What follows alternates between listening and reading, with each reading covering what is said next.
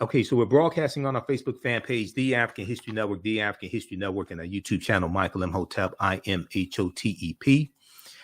And once again, the day is Sunday, October 2nd, 2022, and we are live. Welcome to the African History Network show. The call-in number is 313-778-7600. 313-778-7600 is the call-in number if you have a question or comment, okay?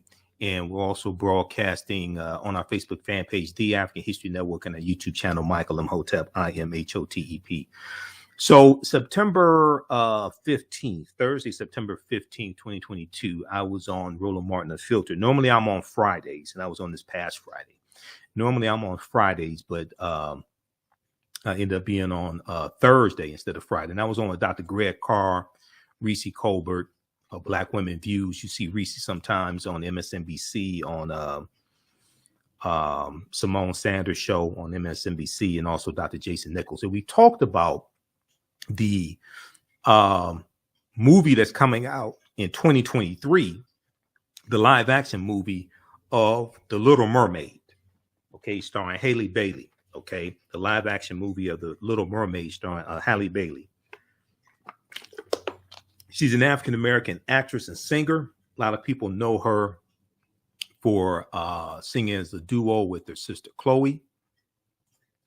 And it's the trailer of the movie has been viewed, I can't remember, I think it's over 1 million times, something like that. And it is inspiring a lot of very young African-American girls, 3, 4, 5 years old, to see this Black mermaid, okay? But it's drawing a lot of criticism and a lot of hatred from white supremacists online. So we'll discuss that. I'm going to play part 2. Now, also, I posted an article a few days ago dealing with Mami Wata, And Mami Wata is an African mermaid-like deity that predates the European mermaids. Okay, this is basically where this comes from. So we're going to talk about Mami Wata, the most celebrated mermaid-like deity from Africa who crossed over to the West. We'll discuss that. Also, I'll play part 2 of my interview with Professor James Small, dealing with the movie The Woman King. Also, and I looked at Box Office Mojo. I know through Friday, The Woman King has done $41 million through Friday. And that was just the first 15 days of it being out. Okay, so probably by next weekend it will exceed 50 million. And it hasn't been released worldwide yet either, like in full release worldwide. Hasn't been released worldwide yet either. There are, we'll talk about the reverse freedom rides also from 1962, in which segregationists tricked African Americans in the South into being bused to northern cities with the promise of a job and a better way of life, because this is very similar to what Ron DeSantis and Governor Greg Abbott of Texas are doing with migrants as well, using them as a political football. Then I'll be speaking on Saturday, October 8th. I'll be speaking at the Repaired Nation's 4th Annual Black Cooperative Solidarity Conference 2022. We'll have that information at our website, TheAHNShow.com, TheAHNShow.com. We'll talk about that. Also, I'll be on the Tammy Mack Business of Being Black show on Fox Soul TV on Monday, October 3rd. That's going to air on YouTube, 7 p.m. Eastern Standard Time. You listen to the African History Network show. We'll be back in a few minutes. I saw a lot of response to the Mermaid movie that comes out in 2023. You think it was out now, how much because of how much hatred it has received from a lot of white supremacists. And I read some articles on this, and there was one from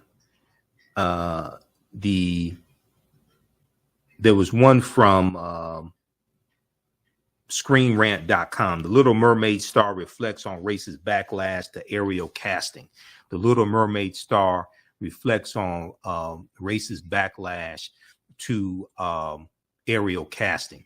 Also, there's a newer article from NBC News.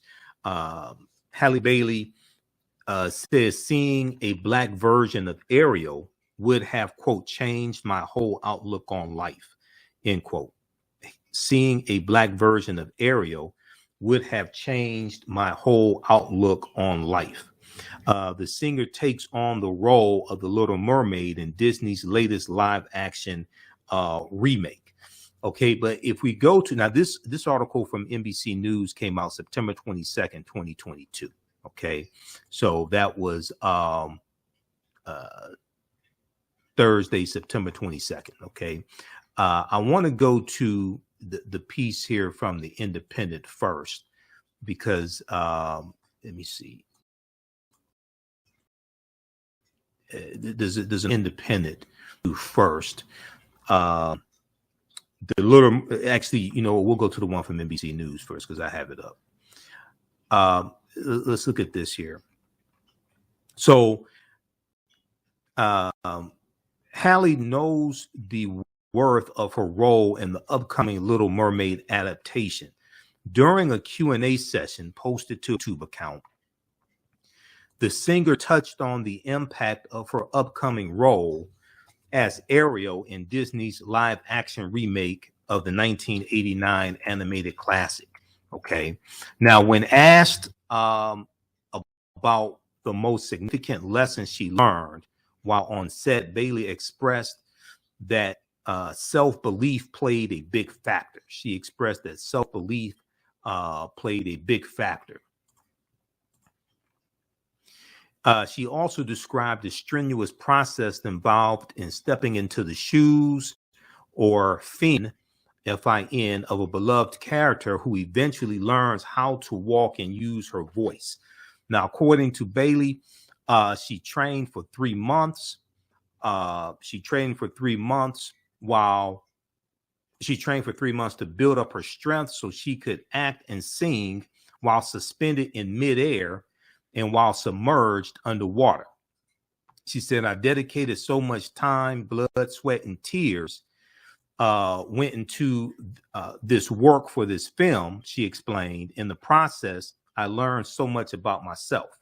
Now, still in the weeks following the release of the Little Mermaid trailer, Halle Bailey and the creators of the film received a wave of backlash in regards to her race on social media, to her being African American on social media. Okay. Now, keep in mind, the Little Mermaid, the original movie, was a cartoon. It was a white mermaid. Cartoon. The original is fictitious, people. It was a cartoon. The character in the original animated film, the titular character, the main character, was a white mermaid with red hair.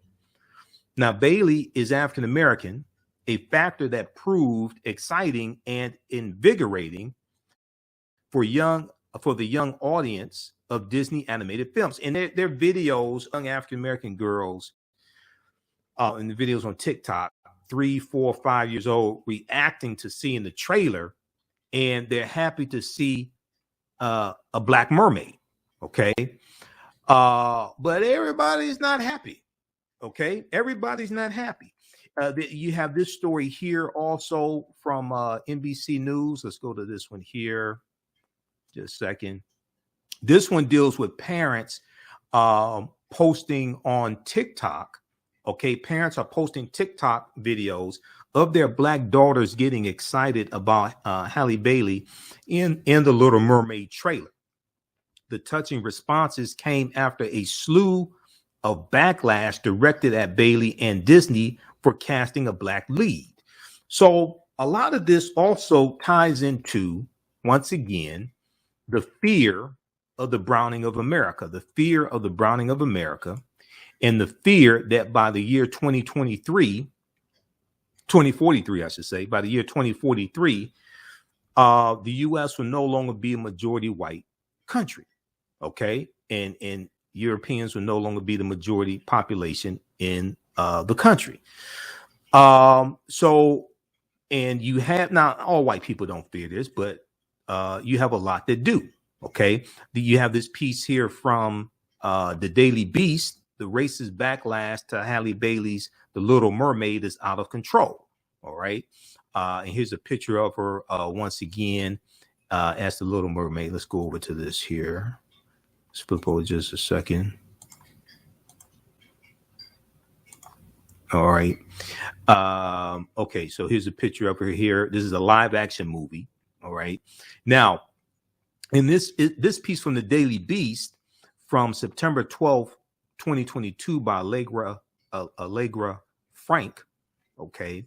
It says, over the weekend, Disney released the first teaser for its upcoming live action take on The Little Mermaid. The brief clip is relatively light on actual footage, but it does give us the goods, and it shows an African-American Ariel singing the iconic ballad, Part of Your World. Okay, I haven't heard the whole song. I've never seen a Little Mermaid movie. I don't know the plot of it. I don't know. I need to research it. Don't know the storyline. Never seen it. Okay, haven't wanted to see it. Be honest with you. But you know,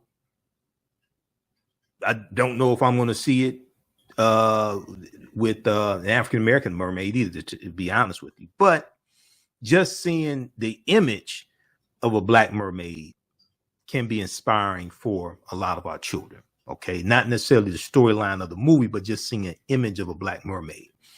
Now, it goes on to say Bailey looks and sounds great as she puts a little vocal trill on the second to last verse and rocks that familiar red mane. Sure, there's not much else going on here, just the camera tracking underwater, following Ariel as she swims through the caves and growth population in the kingdom of Atlantica.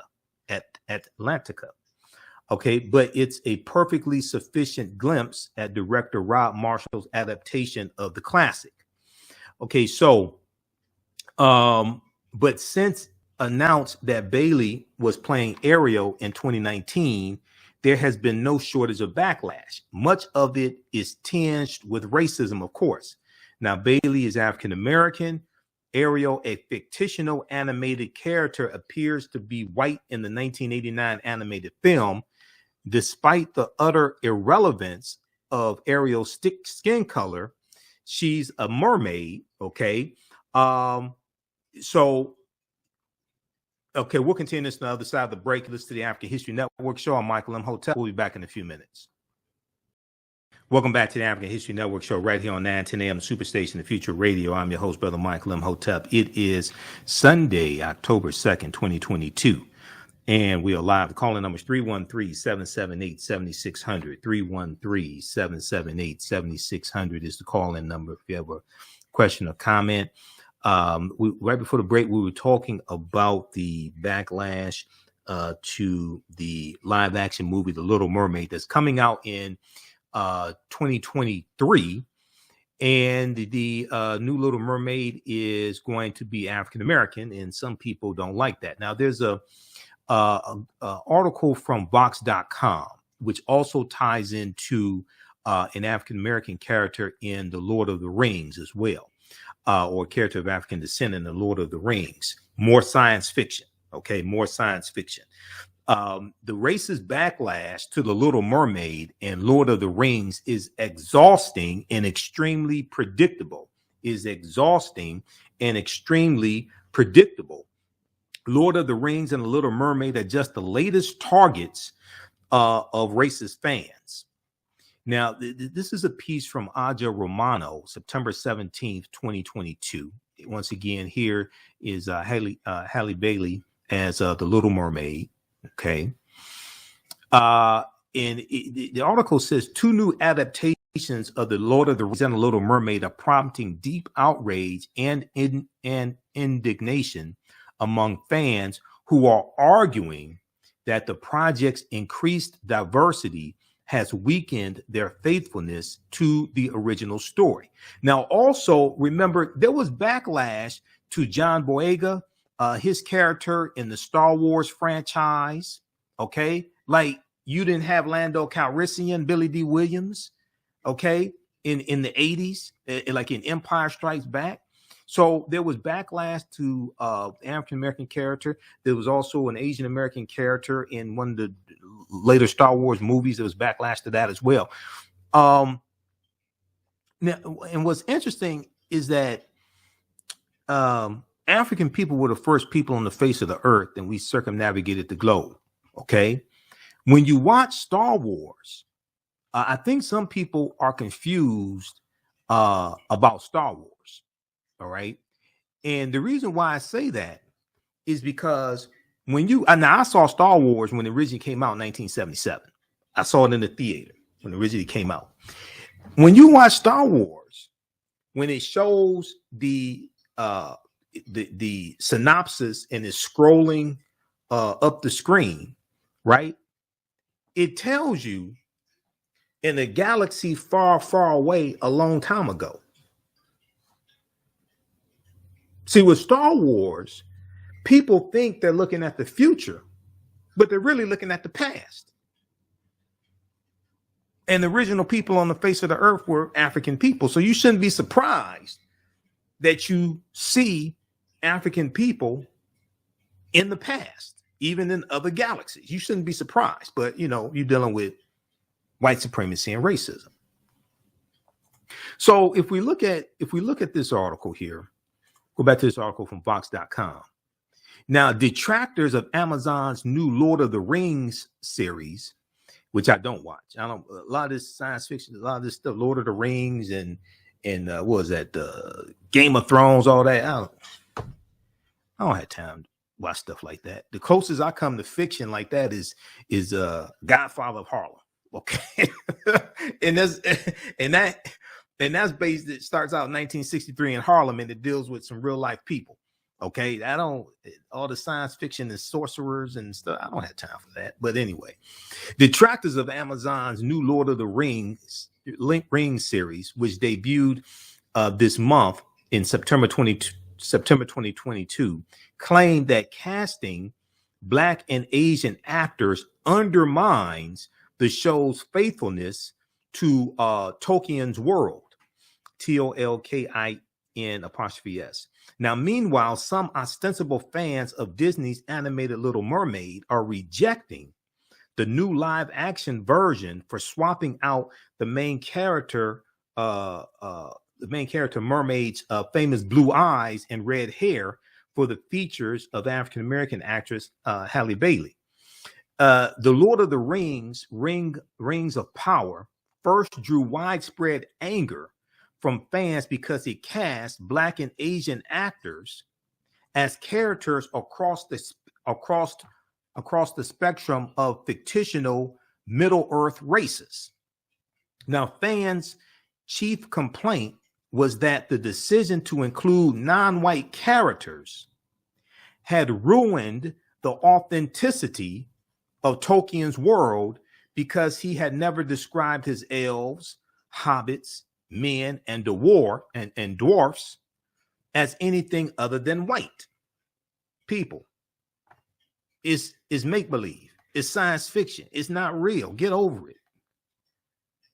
I mean, come, some people have way too much time on their hands. Then last week, now this is in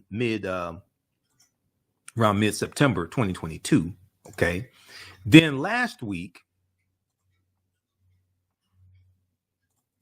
Disney released the first trailer for The Little Mermaid. Okay. Now thousands and Halle Bailey was singing Part of Your World, which is a famous song from A Little Mermaid. And I've never heard the whole song before. Okay. I'm just telling you. All right. Now thousands of YouTube users brigaded, leaving more than 2 million dislikes on the trailer, more than 2 million dislikes on the trailer, and countless derogatory comments on the trailer, and creating memes ridiculing the film for casting Bailey and mocking all of its supporters. So these white supremacists just lost their minds. Okay, Donald Trump lost the election, and white supremacists lost their minds. To anyone who's paid any attention to geek culture over the past decade or so, and I haven't, these arguments probably feel endless and exhausting. After all, this is the same cycle of backlash that plays out when any beloved story gets rebooted, or in the case of Tolkien's Silmarillion, Silmarillion. Okay, I don't know what that is. I know what Wakanda is. I know what vibranium is. This stuff, Lord of the Rings, I had no idea what the hell this stuff is. Okay. Now I deal with some science fiction and Afrofuturism dealing with Black Panther. Because I'll be in the theater November 11th for Black Panther. This stuff here, I don't know what this is. Now, but it was adapted to film for the first time and makes any changes big or small. Now the anger intensifies to a new level when there are big changes that shake the foundations of a story that was originally framed within a white male worldview. That was originally framed in a white male worldview. So once again, this is certain people feeling like they're losing power and their ability to define and shape reality that other people see is being challenged. Okay, most of the stories that have been passed down to us throughout the centuries have been created for us by white men. They're absolutely correct. Okay, so read the rest of this article here. This is from Vox.com. The racist backlash to The Little Mermaid and Lord of the Rings is exhausting and extremely predictable. Okay, we're gonna go to clip number one. Giovanni from Roland Martin Unfiltered. Okay, and we're gonna start that at the 2:29 mark. Let's go to clip number one, please. We talked about The Little Mermaid on Roland Martin Unfiltered. With the positive news, there is negative. Here are some of the folks that are upset that Disney cast a Black woman to play a mermaid. We have Kaiser, who says The Little Mermaid is a traditional Danish tale, 100% European culture. Stop stealing others, like Pinocchio Italian, Lord of the Rings British, even Game of Thrones is based on European. In fact, 98% of Disney classics are stolen European stories. This is so stupid. Anyway, so Matt Walsh says it isn't scientific to have a Black mermaid. All right, Max Winter says, a Black actor playing the Little Mermaid really is a case of white erasure. All forms of art, including fairy tales, are meant to be reflections of the author's experiences and observations. Hans Christian Andersen probably based the Little Mermaid based on experiences he went through in his home country of Denmark. So it makes sense that most of his characters would be white, since that's the world and the people he was surrounded by. Yeah, I'm given the way that we deal with these sorts of issues, I'm sympathetic to that. Now, I would be fine, like we talked about yesterday. We don't have to rehash the entire thing. But if we all agreed that race in films and TV shows, especially fictional stories, don't matter, and we're going to take a kind of colorblind casting approach, and it doesn't matter as long as the actor is good. If we could all agree on that, then I'd be on board. And as I said, that's basically what it was for many years, what it was back in the 90s. But what I cannot abide by is the double standard thing where we say, well, the casting in casting matters only for certain races and not for others. No, we're not doing that. Also, by the way, with The Little Mermaid, can we also just mention that just from a scientific perspective, okay, it doesn't make a lot of sense to have someone with darker skin who lives deep in the ocean. I mean, if anything, not only should the Little Mermaid be pale, she should actually be translucent. If you look at deep sea creatures, they're like translucent. They have no kind of pigmentation whatsoever. And they're just like these horrifying, they look like skeletons floating around in the ocean. That's what the Little Mermaid should look like. She should be totally pale and skeletal, where you can see her skull through her face. And that would actually be a version of Little Mermaid that I would watch. That's embarrassing. Freak. I bet it is, you freak. I mean, look. Girl in the bottom of the ocean. I bet he would watch that. Well, I mean, if we're being scientific, didn't y'all come out the Caucasus Mountain? Or no, y'all ain't from the ocean too, last I checked. Okay. Look, but the Danes were still trying to figure out how to cook food when Yemaya and Oshun were coming out the ocean and the river. So let's be clear. You don't know, and I like what Mike Harriet said. He said mermaids are by definition biracial. But let's be clear. We ain't got no dog in this fight. Y'all remember Blazing Saddles when Cleavon Little showed up in town and it was like, the sheriff is near, the sheriff is near. Then he got close and they saw he was black. The sheriff isn't. When she came up out there water, I'm like, y'all should just make this a satire. Because I ain't got to. Disney is trying to make all the money in the world. They got a Muslim Miss Marvel from the comic books from Pakistan.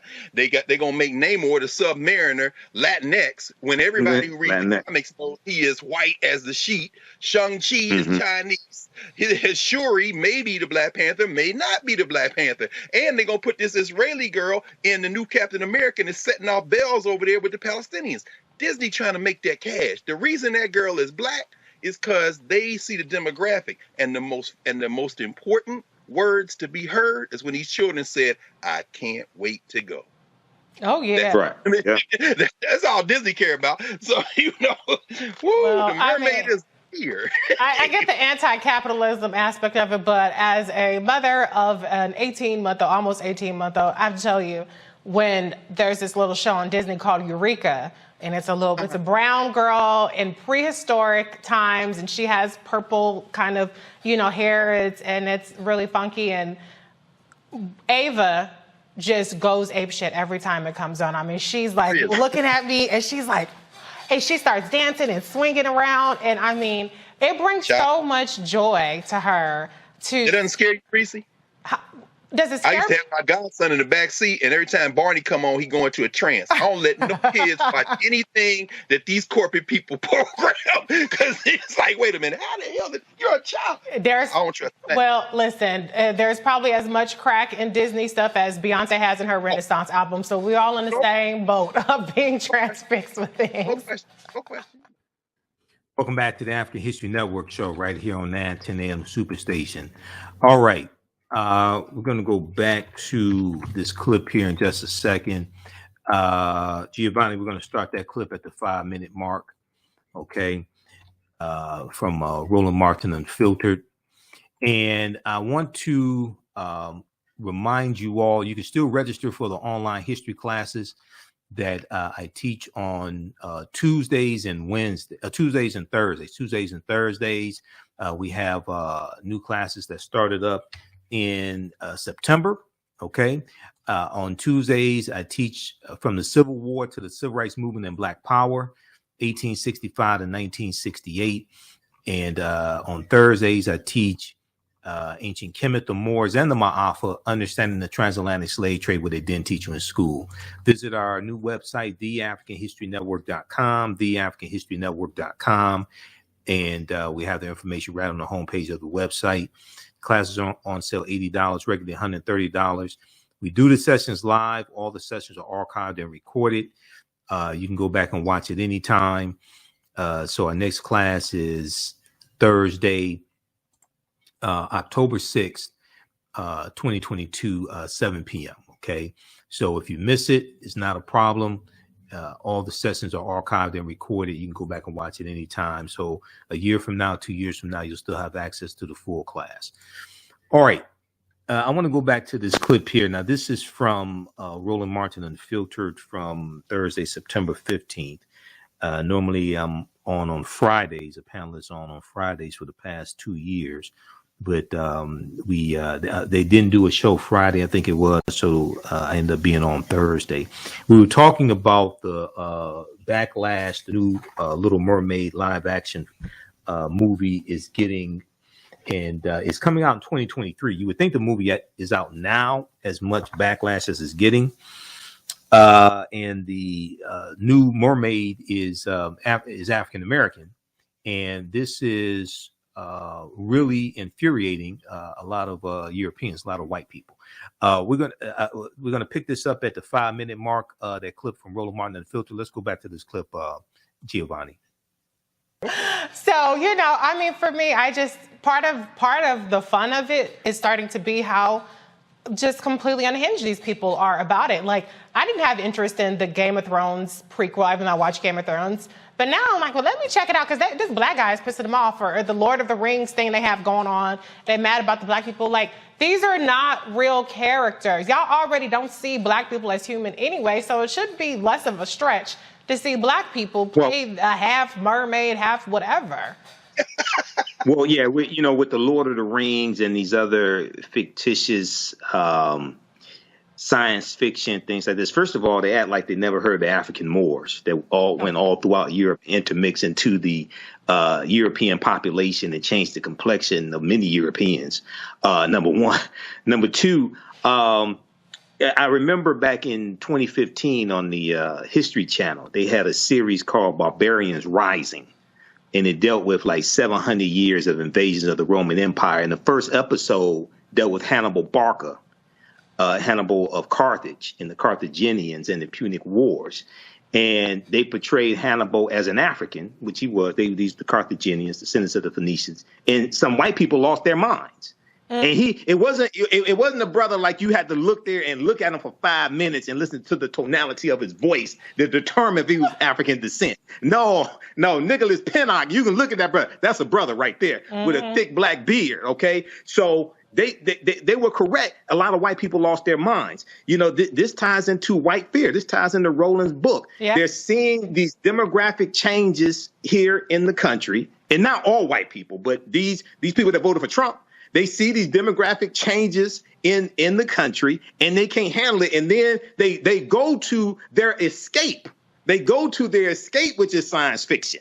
They go to their escape, which is a Disney movie, and then Negroes in the Disney movie. They're gonna have an Andy Griffith marathon because there's no black people in Mayberry. They keep trying to go to their escapes, right? And we keep popping up. So. And then you look at the YouTube, the trailer on YouTube has 1.5 million dislikes, things like this. So a lot of these people have just totally lost their minds. They just totally lost their minds. So look at I'm sorry, look at it though. They're gonna make that money up in the Spanish market. Disney is global. This movie, these hillbillies in the United States ain't gonna stop this train. They're gonna make that money up in Latin America. Oh yeah, they're gonna make it. African Americans go see it. And I understand. My daughter's 5 years old. And I watched the whole thing of the little girl's reaction to it. I'm glad I saw it before here because it brought tears to my eyes. Here, my daughter's 5 years old, right? My daughter loves Paw Patrol. She likes Sesame Street. She likes Doc McStuffins, things like this. So we need to flip this and like do lectures dealing with like the origins of the mermaids and where all this stuff comes from, things like this as well. But this is just the reaction from many Europeans is just, you don't have anything better to do than this? No. The attack Halle Bailey, you don't have anything better to do than this? So. And I have to say, Halle Bailey, I met her at the VP's residence for Juneteenth, and she's so she's like a mermaid in person. Like, she's just so lovely and sweet, and she has this just really divine voice and this great energy. So I love that for her. I love that for little black girls and everybody. And, I'm gonna be honest, I don't let my kid watch like the super white cartoons like Coco Melon. I'm like, everybody got green eyes, blue eyes, everybody's super white. I'm like, where are the black cartoons? So she watches, Motown Magic. I'll let her watch The Animals, so she does Word Party, other kind of stuff. But I'm happy that there are a lot of shows for her to watch. Don't judge me, or you can, I don't care. But I know a lot of people don't like their kids watching TV. But God for Nollywood, because somebody got to tell our stories that we have. Disney is not for us. Disney out there trying to make money. No, so I understand. Thank God for the African film market, because at some point, when we get our act together, the American Negro gonna be sitting somewhere with our $5 in our hand, talking about.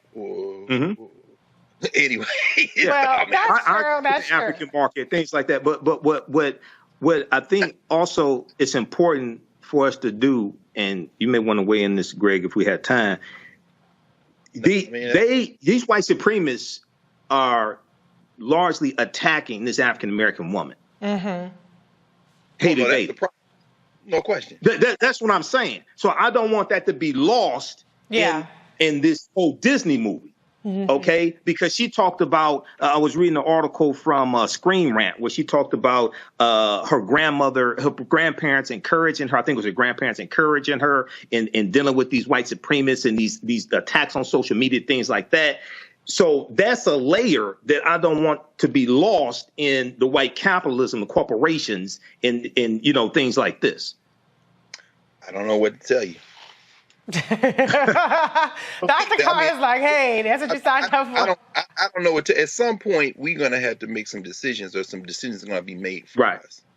So this diversity, equity, inclusion approach to liberation, of course, is a complete and utter dead end. So yes, she should be defended. We have to deal with that. That's what I'm saying. That's what I'm saying.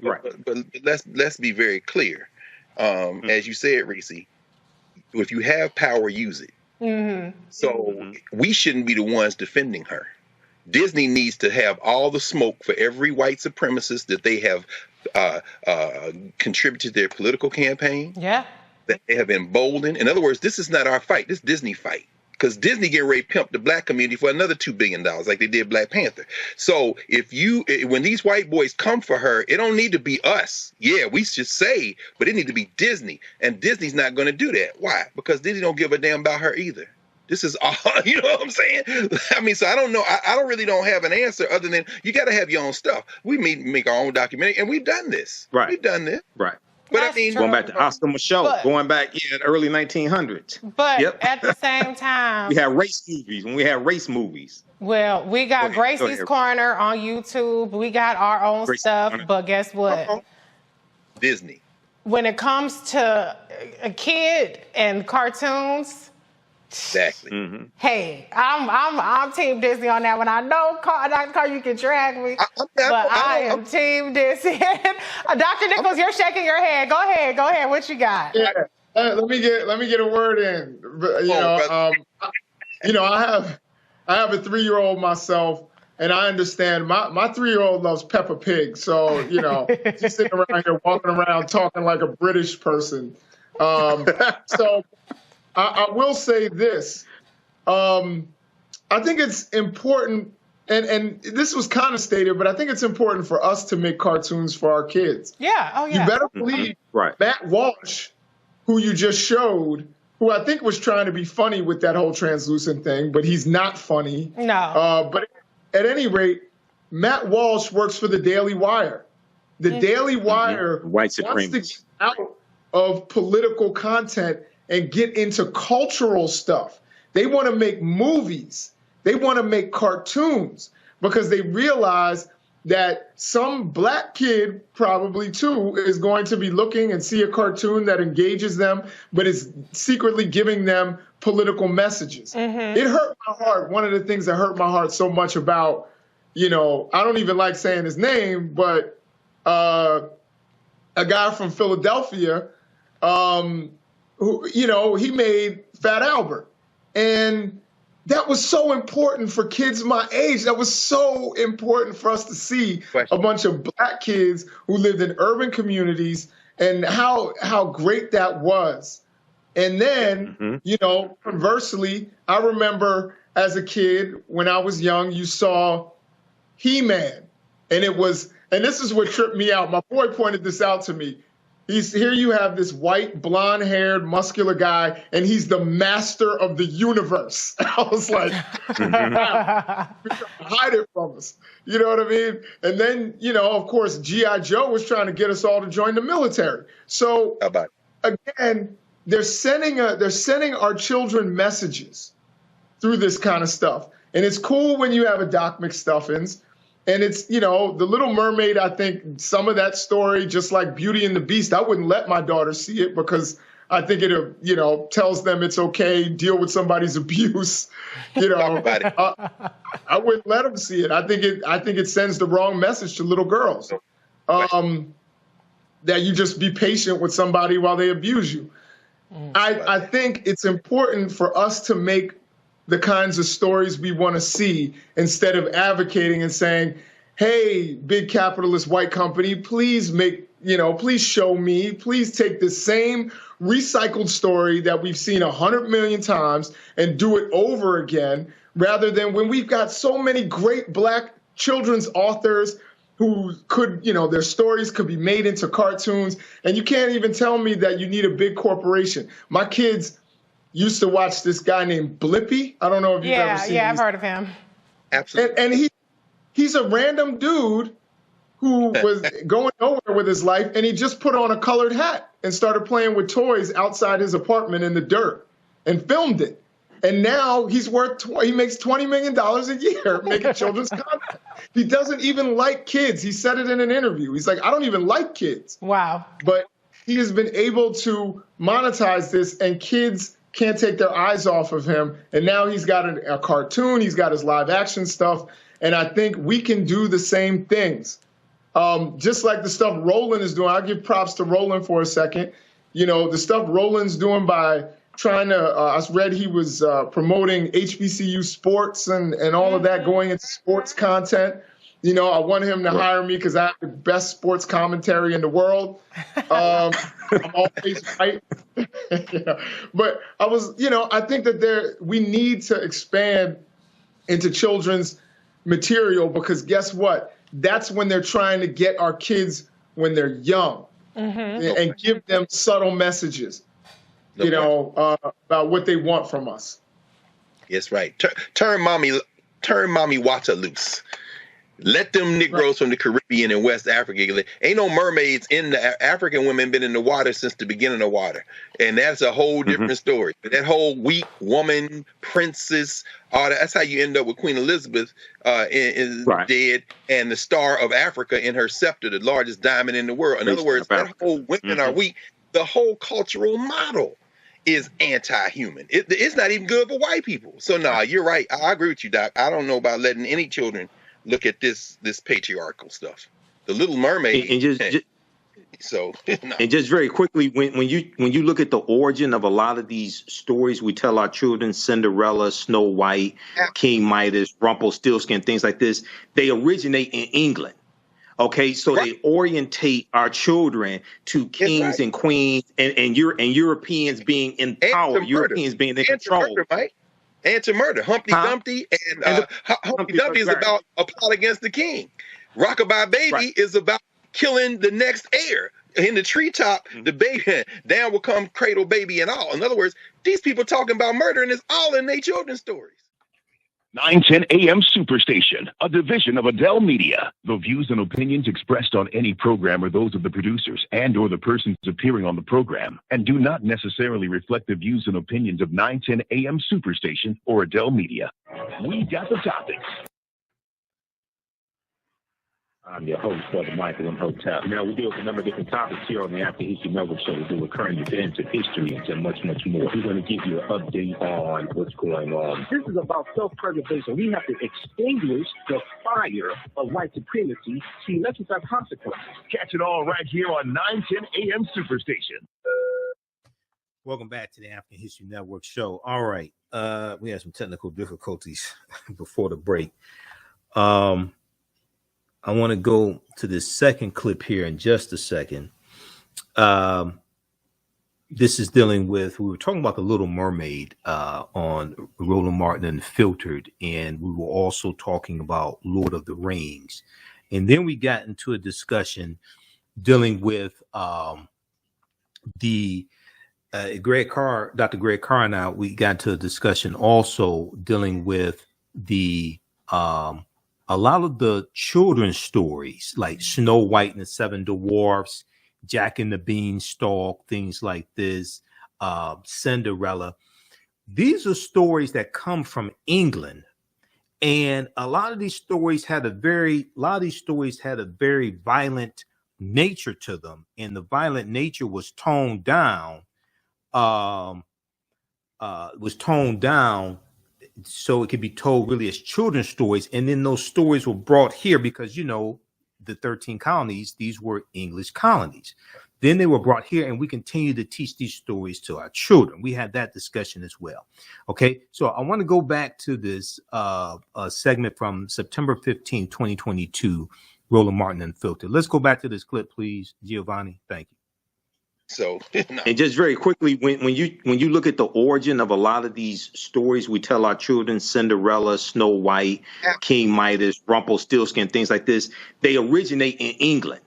Okay, so they orientate our children to kings and queens and Europeans being in power, Europeans being in control. Murder, Mike. And to murder. Humpty Dumpty and Humpty Dumpty is about a plot against the king. Rockabye Baby is about killing the next heir. In the treetop, the baby down will come cradle baby and all. In other words, these people talking about murder, and it's all in their children's stories. And of course, our children's stories had a violent nature to them, and they were toned down. No, and then they were brought here, and then they were toned down and fed to the children, but we feed it to our children. You know, I needed another mom on this panel with me because I'm outnumbered here. I'm the only one. No, we're not beating up on you. No. I'm just saying. Listen, I guess I'm the unserious one because I can't wait for this, and I love Halle. But let me close it out with this tweet, which I thought was hilarious. It says, "So after all the Africans y'all threw in the ocean, y'all surprised a mermaid is black?" Lord have mercy. Listen. Incredible. Come on, that one. Come on, we got to keep the same energy, y'all. Y'all want us? What we doing? Welcome back to the African History Network show. All right, right here on 910 AM, the Superstation. Okay, right before the break, we was listening to this clip here from when I was on Roland Martin Unfiltered from Thursday, September 15th, 2022.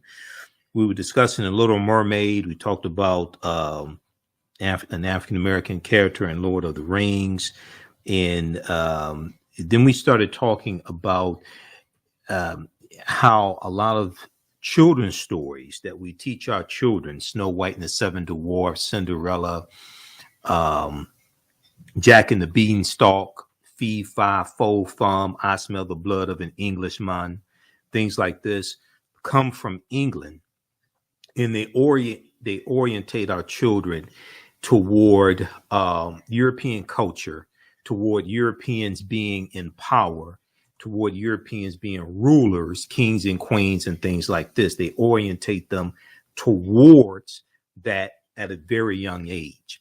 And how a lot of these stories have a very violent nature to them.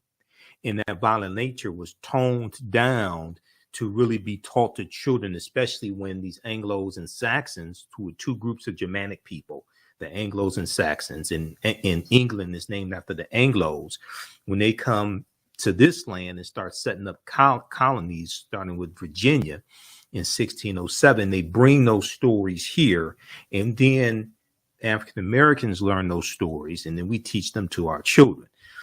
So that was a really, really good segment from Roland Martin Unfiltered. Now, I want to go to, I saw some articles dealing with this before. Then we're going to talk about Mami Wata, who was the original mermaid, Mami Wata, okay, coming out of African mythology.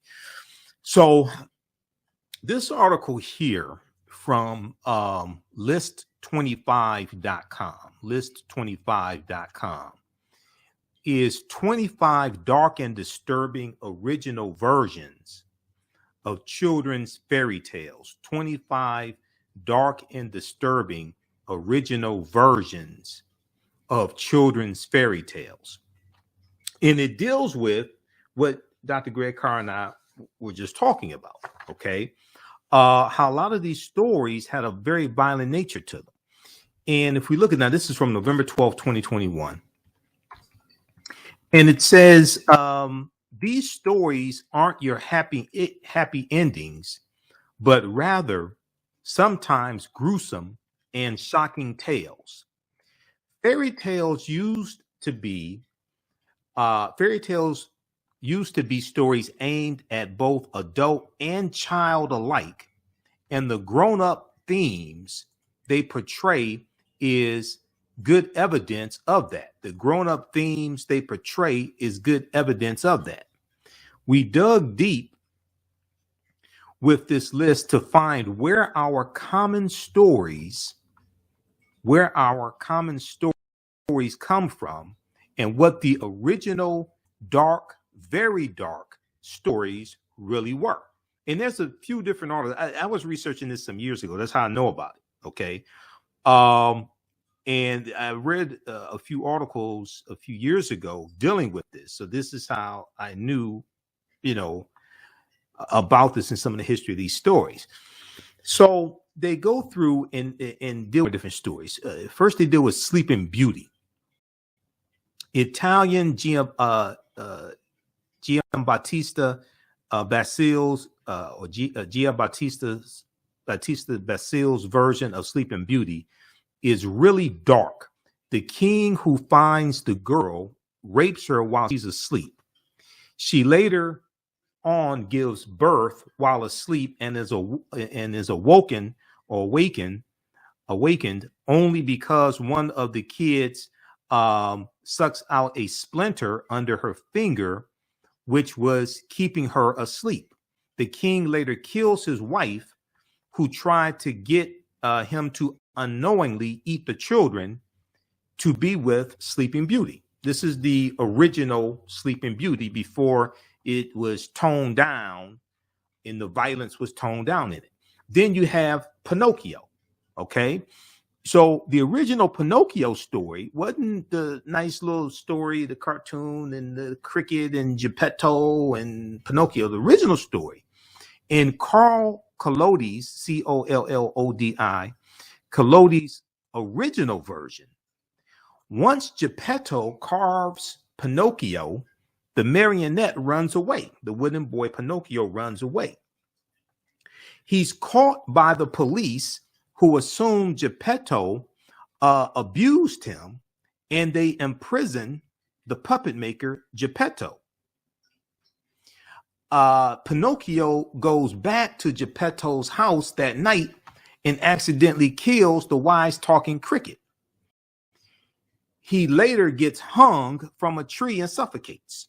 So when you go study these stories that we teach our children that come from Europeans, many of them have a very violent nature to them, and that nature is toned down, but a lot of European cultural residue is still there. Okay. They talk about Peter Pan as well. Then they talk about the Three Little Pigs. Okay. Some versions of this English tale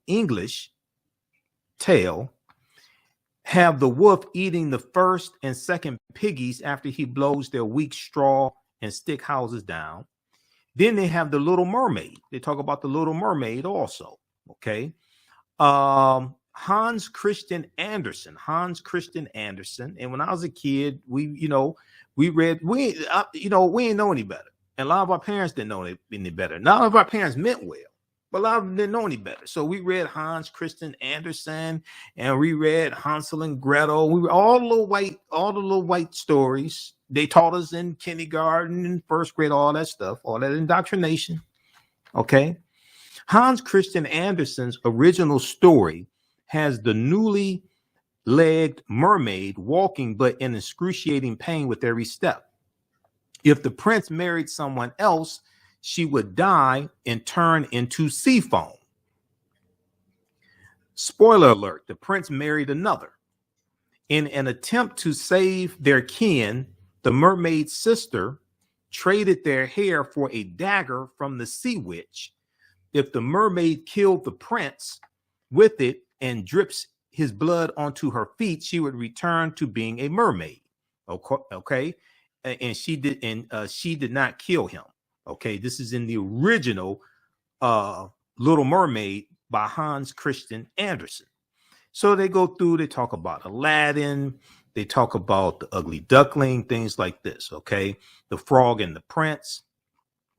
They do with that. Alice in Wonderland. There was just an Alice in Wonderland quest in downtown Detroit. I saw it. All these people.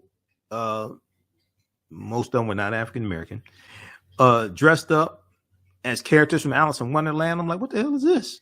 I said, it's too early for Halloween.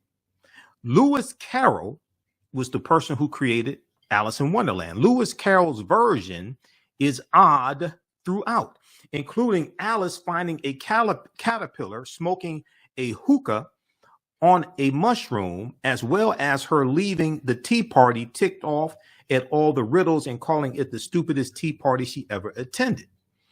Then you have Beauty and the Beast. Okay, now Jean Marie LaPrence, or John Marie LaPrence Beaumont's Beauty and the Beast features Belle's poor father first finding the mysterious castle and plucking a rose for his daughter. The Beast emerges angry that after the food and drink he consumed, he also takes the rose. The Beast allows him to take it if he returns, but Belle forces the story out of her father and goes to the castle. She stays there, and the Beast continuously asks her to marry him. She keeps saying no until she finds him nearly dead from heartbreak. Her tears over his body finally turn him into a prince. I never saw the Beauty and the Beast. Then we get to Cinderella. Now, all of us saw Cinderella. We saw Cinderella when we were kids, and I had the book of all the Walt Disney, all the popular Walt Disney stories. In Brothers Grimm version, the Brothers Grimm, this is who created Cinderella. Most of these people, we don't know none of these people, right? This is just fed to us. In Brothers Grimm version, Cinderella's eldest sister, in an attempt to fit into the glass shoe, the golden slipper in the story, cuts off her toes. This is in the original story of Cinderella. The second sister cuts off her heel, the heel of her foot, not the shoe, the heel of her foot. In both cases, two doves sent by Cinderella's dead mother alert the prince of the sister's blood in the slippers. Though Cinderella was finally found to be the true owner of the slipper, during her wedding to the prince, the doves return and poke her older sister's eyes out. These are the original stories coming out of European culture. We'll deal with this on the other side of the break, and then we'll talk about Mami Wata, who was the original mermaid, and she was African. You listen to the African History Network show. I'm Michael Imhotep. We'll be back in a few minutes. The battle for the African mind. Dr. Jacob Carruthers, who was an ancestor, now one of our great scholar warriors, he said it doesn't matter how many white people we convince. He said this is a battle for the African mind. So this is what we have to understand. Your thoughts create feelings. Your feelings create actions and behaviors. Your actions and behaviors create results. So as Bantu Stephen Biko, one of our great South African freedom fighters who was portrayed by Denzel Washington in the 1987 movie Cry Freedom, said, the most potent weapon in the hands of the oppressor is the mind of the oppressed. We must take our minds back. There it is. Brother Michael Imhotep, host of the African History Network podcast show. You can find all of the great work he's doing at the African History Network.com.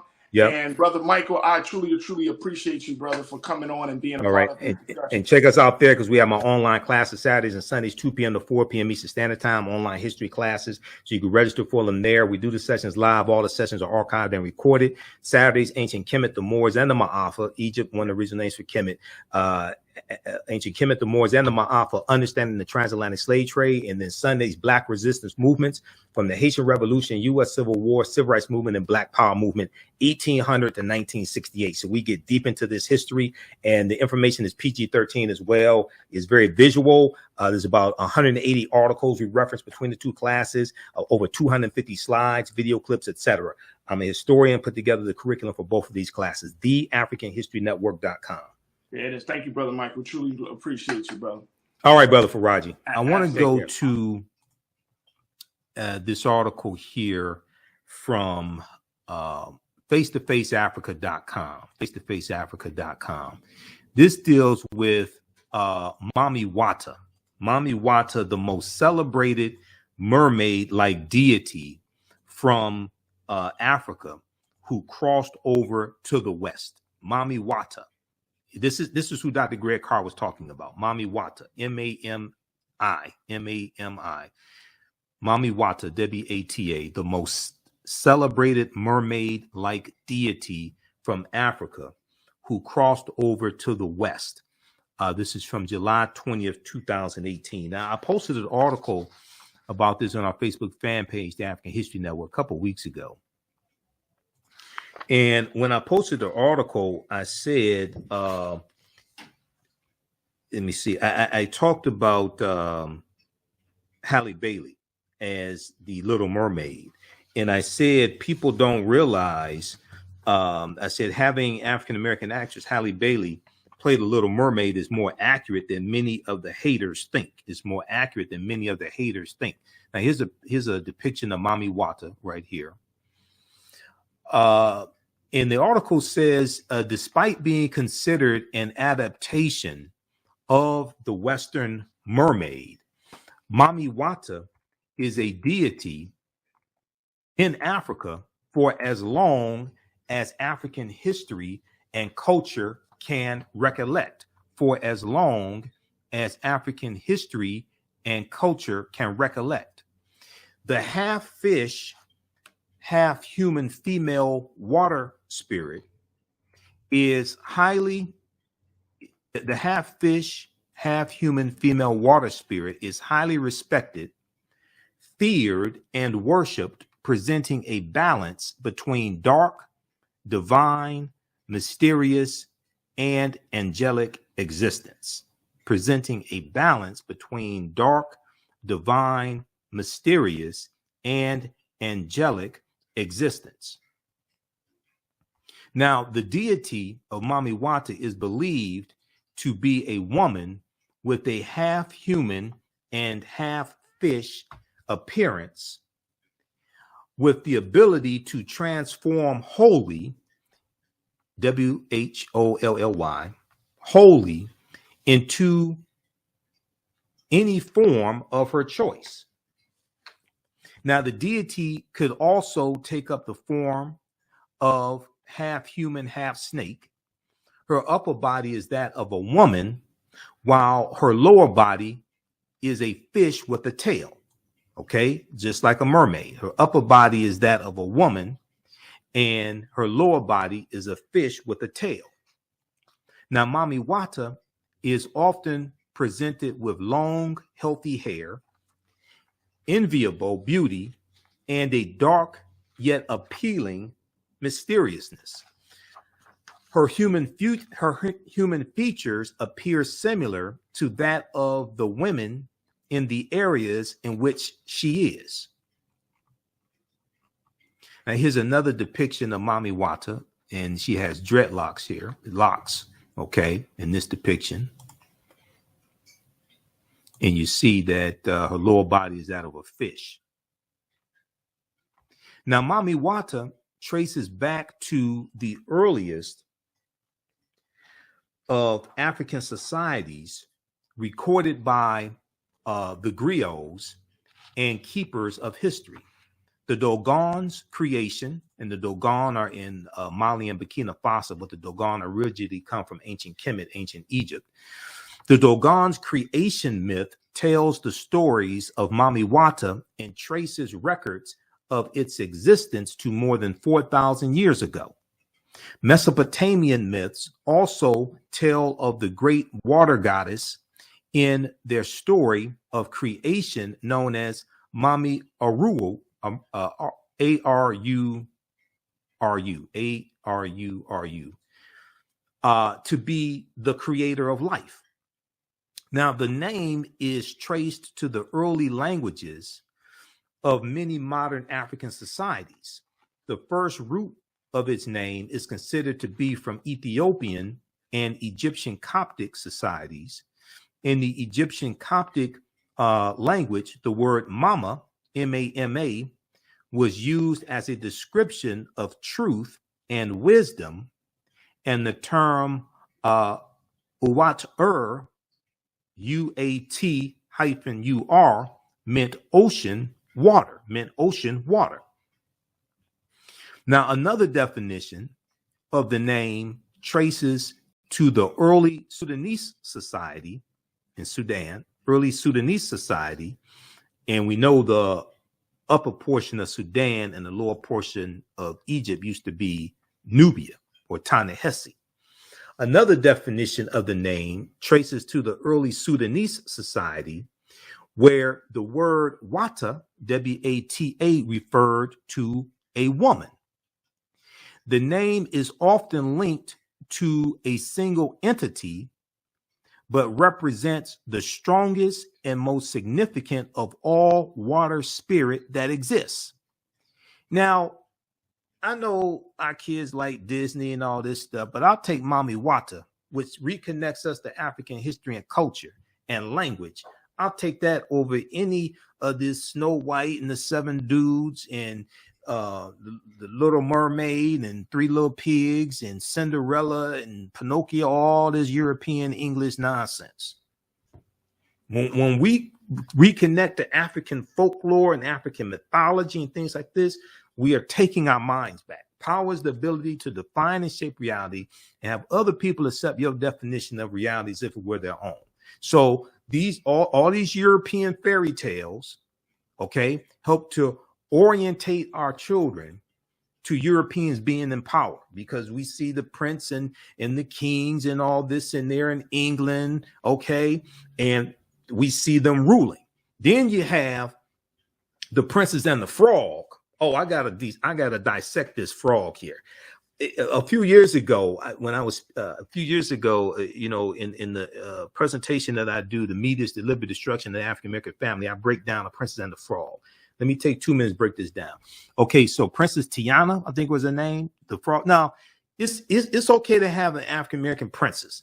The story of the Princess and the Frog was programming. Okay, so she ends up with Prince Naveen, who's this European, Eurasian looking prince. She don't end up with somebody that looks like her. Her father dies early in the movie. It's a cartoon, dies early in the movie. He can't protect her. The only other significant African-American character is the voodoo priest, and he's evil. And by them making him a voodoo priest, they then attack African spirituality. But it was Vodun that the Haitians used to reclaim their African spirituality, cast aside their white god. They reclaimed Vodun, which helped them defeat the French during the Haitian Revolution. We'll continue this on the other side of the break. This is the African History Network show. I'm Michael Imhotep. We'll be back in a few minutes. Greetings. Welcome to the 2022 Black Solidarity Cooperative Conference hosted by Repair Nations. We're looking to bring an all virtual conference to you this year with different cooperative actions happening around the African diaspora. This is a theme conference, and the theme is I versus We, How to Repair a Nation.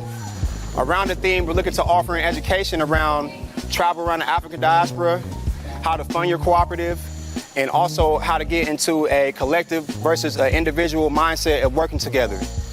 This conference will be hosted on Saturday, October the 8th from 10 a.m. to 4 p.m. And we're looking for a $5 to $20 suggested donation, but no donation is required to come in.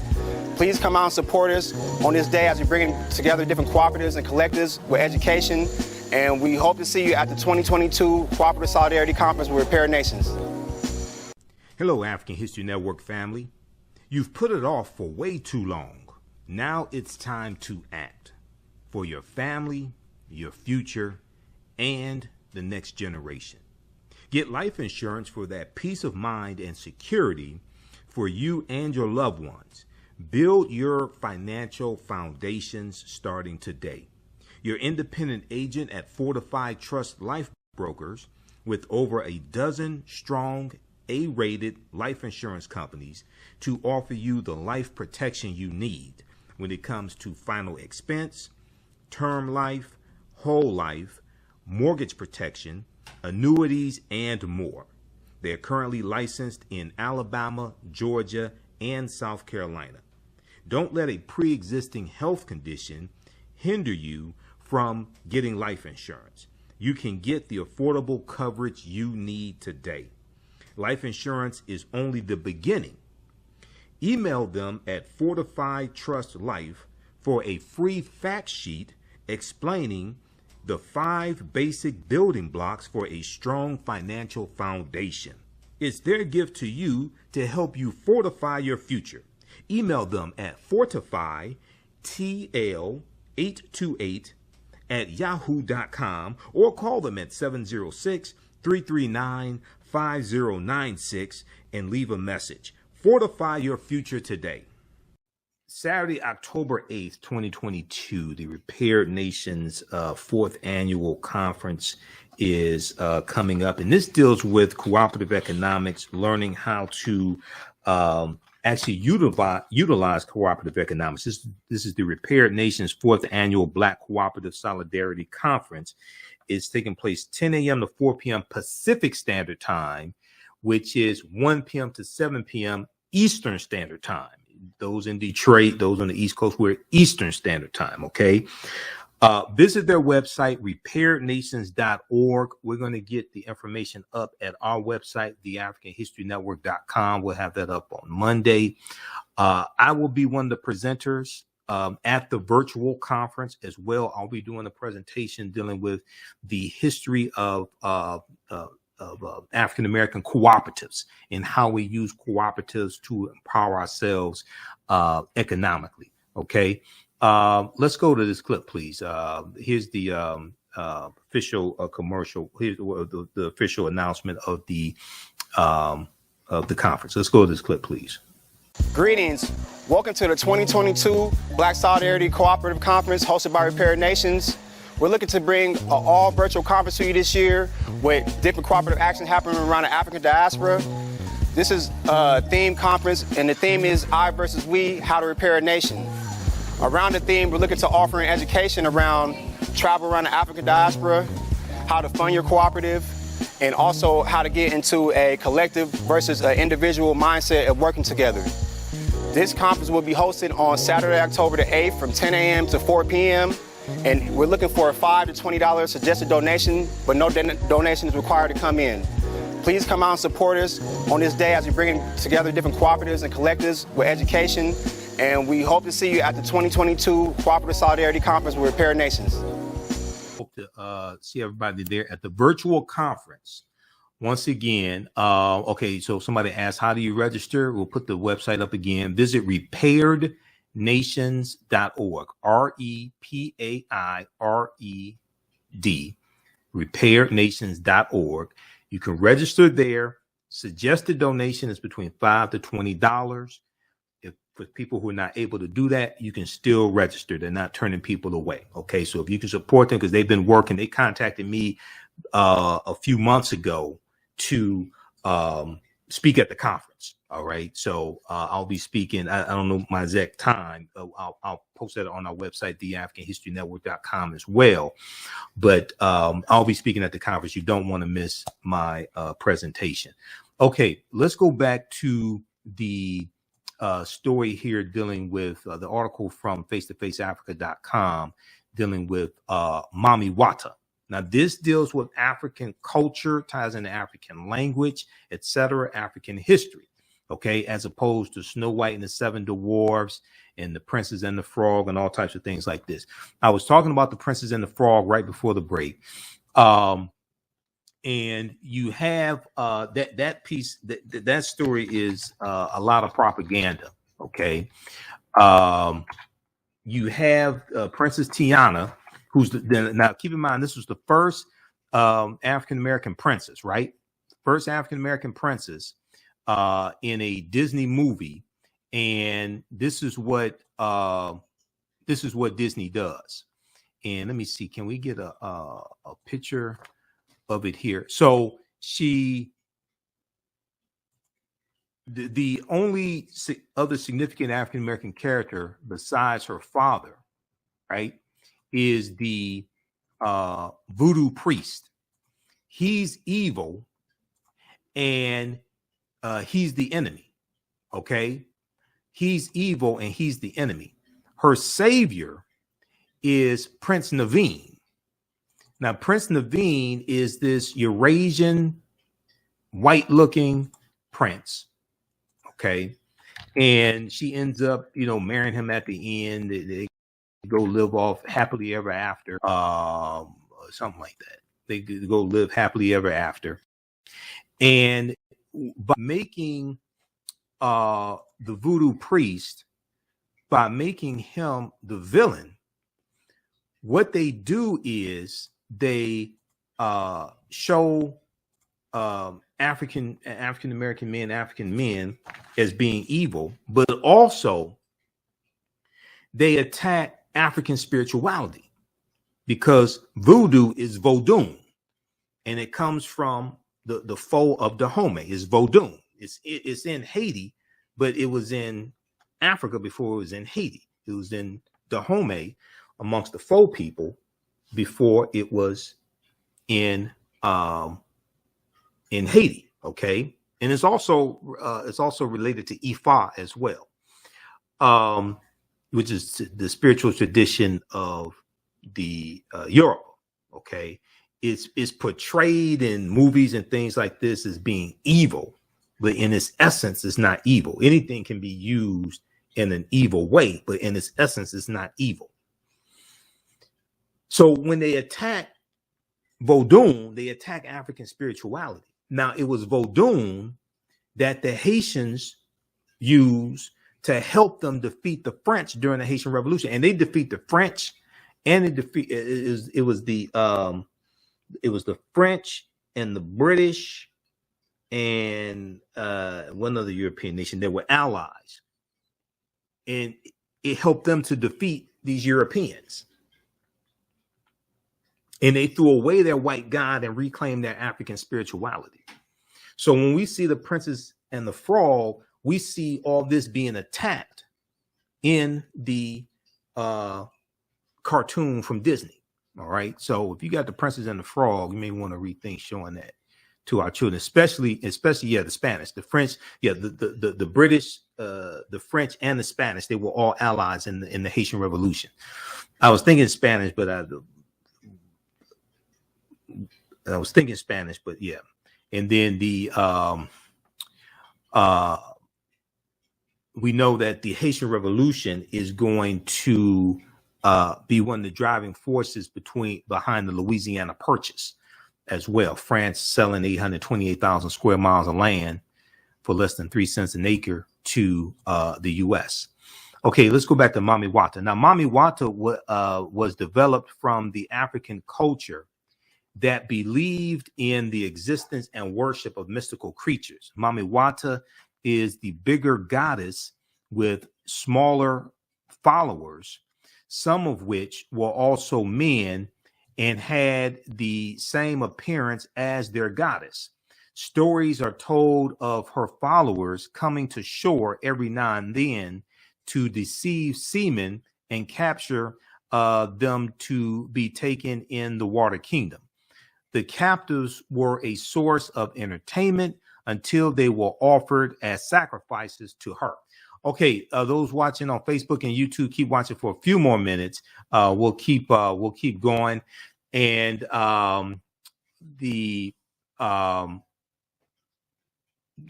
out of time here on 9:10 a.m. Superstation WFDF. Right now, it's correct wrong behaviors, not over till we win. Wakanda forever. Visit our website, TheAHNShow.com. We'll talk to you next time. Peace. All right. Okay, stand by. I had to disconnect that call.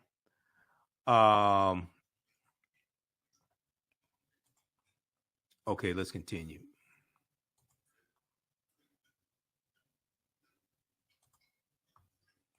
Okay, so Mami Wata was developed from the African culture that believed in the existence and worship of mystical creatures. Okay.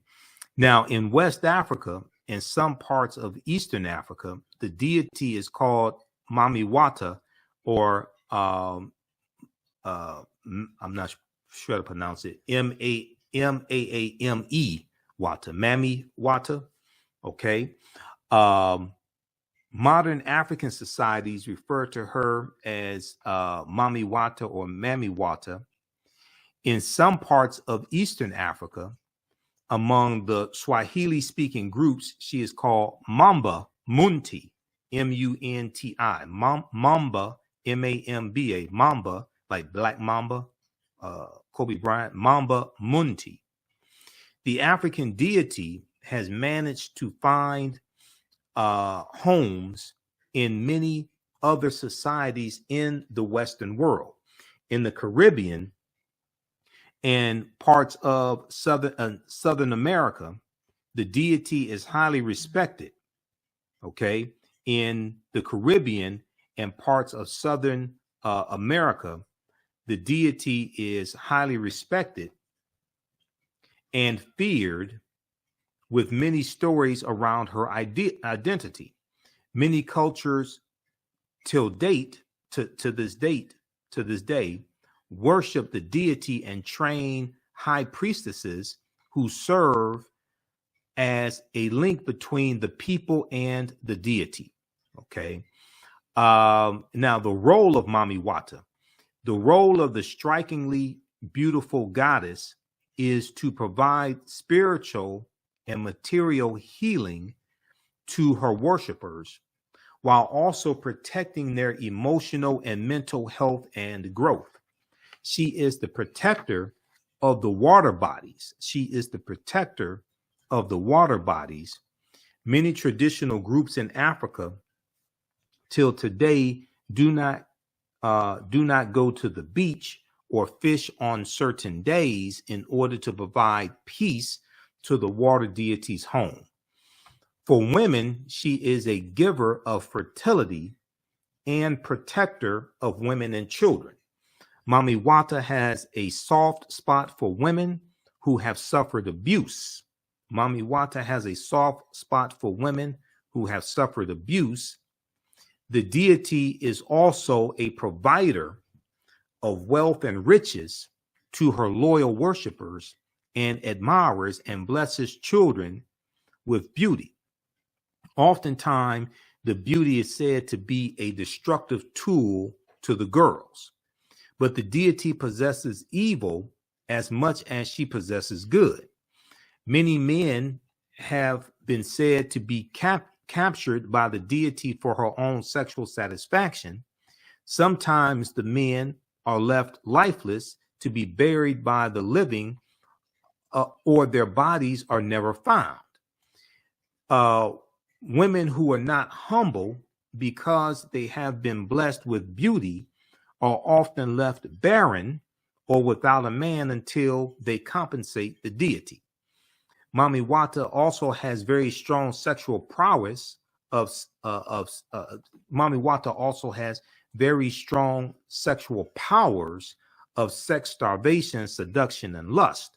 In the Nigerian tradition, Mami Wata seduces men and reveals herself to them after sexual intimacy. The man is made to swear faithfulness to the deity or die. Any man that rejected her offer is said to suffer sudden death, poverty, and destruction to his family if he is married. The deity is also known to have a terrible temper and jealousy issues, which often lead to the death of many. Okay, now here's another depiction of Mami Wata as well.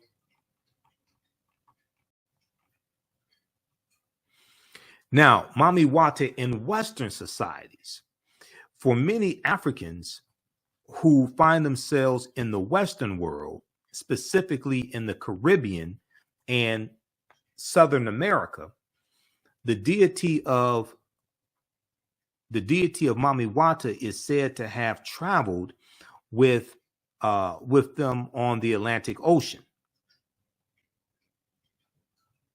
protecting them and taking some of their pain to relieve them, protecting them and taking some of their pain to relieve them. She is said to have capsized many slave ships that do not make it to their Western destinations, especially during the abolition of the slave trade.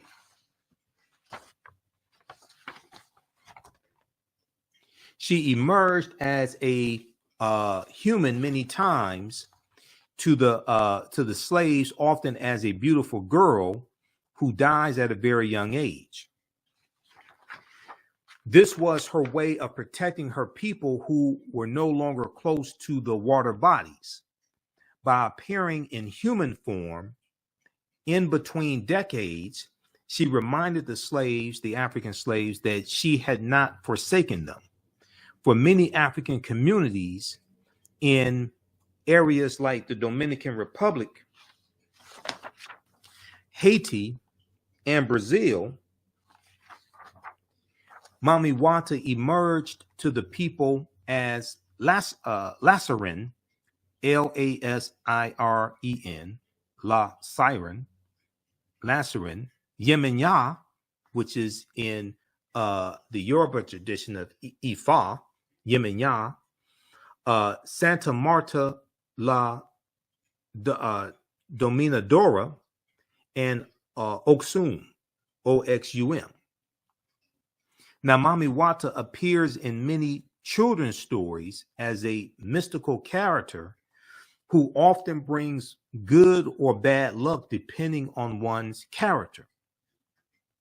Many are warned to resist the seductive charms of the deity, believing that if one can resist Mami Wata, they can live long and endure life's obstacles.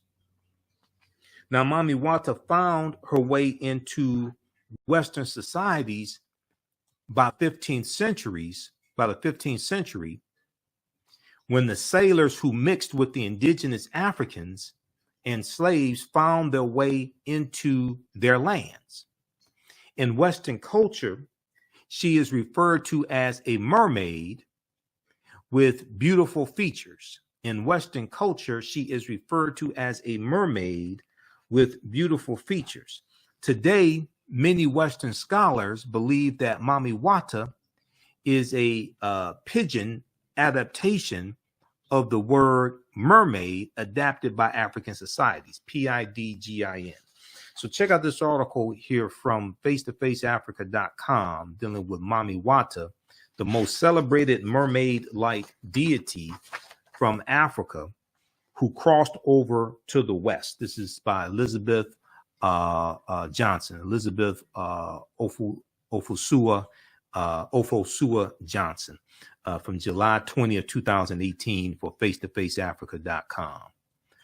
So if the white supremacists are upset about the Little Mermaid being African, well, the original mermaids were African. That goes back to Mami Wata. So, you know, the deeper they dig, the blacker the planet gets. The more research they do, the older we get. Online history class today, you know, Saturdays 2 p.m. to 4 p.m. Eastern Standard Time. So don't go anywhere. We have more information for you. If you like this type of information that we provide at the African History Network, you can support us, $ the AHN Show through Cash App, $ the AHN Show through Cash App, also through PayPal, paypal.me/the AHN Show. Visit our website, theafricanhistorynetwork.com, theafricanhistorynetwork.com. This helps us keep doing the research, stay on the air, keep broadcasting, finance the Sunday night show, the African History Network show that I broadcast on 9:10 a.m. Superstation WFDF. You know, I've been broadcasting the African History Network show for 13 years, 7 years on 9:10 a.m. WFDF. So we're on Sundays, 9 p.m. to 11 p.m. Eastern Standard Time. Here's our PayPal, Cash App information right here on the homepage of our website. So if you want to support us, $10, $15, $25, $50, $100, whatever it is, it definitely helps. You can click right here for the Cash App link as well as the PayPal link. This is our official Cash App account, $ the AHN Show. And when you go to it, it'll say Michael and show my picture there. These other ones are fake African History Network Cash App accounts. There are 5 that I have identified that have been stealing money from us, fake African History Network Cash App accounts. Our tag is, our Cash App tag is $ the AHN Show, SHOW. If you type it in, make sure you type in the full tag, because these other fake ones will show up before you type in, you know, the HOW. Okay, so that's why I put it right here and put our actual link here. I've contacted Cash App. They've opened an investigation. They're slow as Heinz ketchup. And it was last year that I opened up this investigation. I'm still trying to follow up on them. On Saturdays, I teach ancient Kemet, the Moors, and the Ma'afa, understanding the transatlantic slave trade, what they didn't teach you in school. It's a 12-week online history course. We deal with thousands of years of history and what leads up to the transatlantic slave trade taking place. Okay, I do a PowerPoint presentation. We have book references, articles, video clips. So you can register for the class right now. As soon as you register, there's you'll be able to join us for the day's class, and you can go back and watch the previous classes also. Okay, so we deal with history, thousands of years of history, look at what leads up to the transatlantic slave trade taking place, and also we look at, we go through and analyze the transatlantic slave trade. We look at the 800-year occupation of Europe by the Africans known as the Moors as well. Okay, so in this class, Saturday, April 29th. Then on the class is on sale $60, regularly $130. On Sundays, I teach Black resistance movements from the Haitian Revolution, U.S. Civil War, Civil Rights Movement, and Black Power Movement, 1800 to 1968. We go through and look at history chronologically. This class will be on Saturday, April 30th, 2 p.m. to 4 p.m. Eastern Standard Time. Okay. We have a bundle pack. You can register for both of these classes for only $100. You can use this information with your children as well. I would say the information is PG-13. So it's not overly graphic. We won't do a lot of cursing or anything like that. It's not crazy like that. Okay. So you can register for the class, and there'll be 5 of my lectures in the video library in digital format. So you get a bonus of 5 of my lectures also. Now, it took me, I've been teaching this class on and off for 7 years, and I started teaching it back in 2017. I've been studying history 31 years.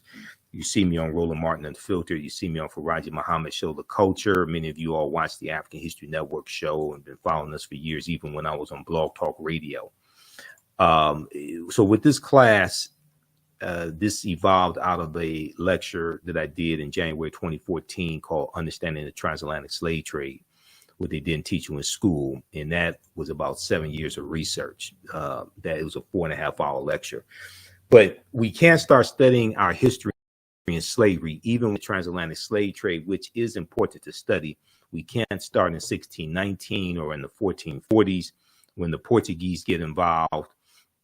In 1441 with Anton Gonzalez. We have to understand the history chronologically and deal with the 800-year occupation of Europe by the Africans known as the Moors, who enter into the Iberian Peninsula today known as Spain and Portugal in 711 AD. Now, this course not only deals with the transatlantic slave trade, but it also deals with the thousands of years of history that leads up to the transatlantic slave trade taking place. August 20th, 2019 marked the 400th year anniversary of the 20 and odd Africans who came into Point Comfort in Virginia on August 20th, 1619 on the White Lion pirate ship, in what would later be called the colony of Virginia. Now, this year of 2019 was known as the year of return, as many African Americans were reconnecting to Africa, especially West Africa, and traveling to Ghana and other West African countries. When we discuss the transatlantic slave trade, we have to first understand that African people are the original people of North, Central, and South America, and have been in the land we call the United States of America at least 51,700 years ago. Now, last week when we spoke with Tony Browder, author of Nile Valley Contributions to Civilization, and he's also the author of Egypt on the Potomac and Finding Karakamoon, he talked about the Olmecs and Olmec culture as well. And we talked about the African origins, the African root of Olmec culture coming from ancient Kemet. We've interviewed Dr. David Imhotep numerous times, and these are actual slides from the class, by the way. I put together the whole curriculum. There's about 80 to 100 articles that we reference in this class. There's 7 books that we use as reference. You don't have to buy any of the books. We show you excerpts of the book on the screen, okay? But Dr. David Imhotep's book, The First Americans Were Africans, Documented Evidence, it came out in 2011. On page 14 of his book, he deals with a discovery made in Allendale County, South Carolina in 2004 by Dr. Albert Goodyear. Evidence of a African presence 51,700 years ago in Allendale County, South Carolina. Okay. And people are asking for my email address. You can email me right through the website. Go to TheAHNShow.com, TheAHNShow.com, and you can email me right through the website. Also, we have the website up here on the screen. And then also you can email me as well at TheAHNShow@TheAfricanHistoryNetwork.com, TheAHNShow@TheAfricanHistoryNetwork.com. Okay. All right. Now,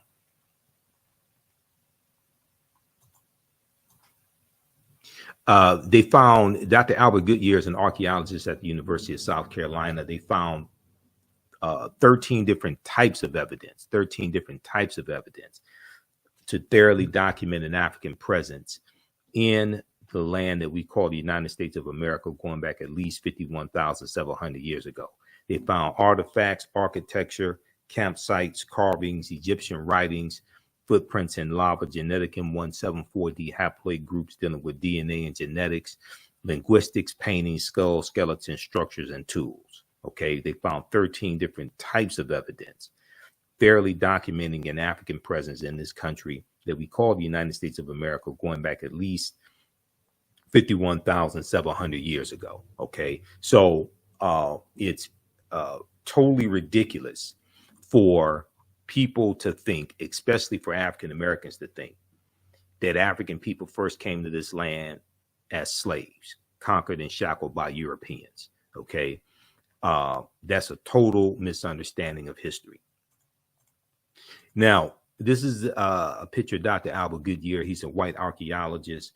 This is an article from ScienceDaily.com, that came out in November 18th, 2004.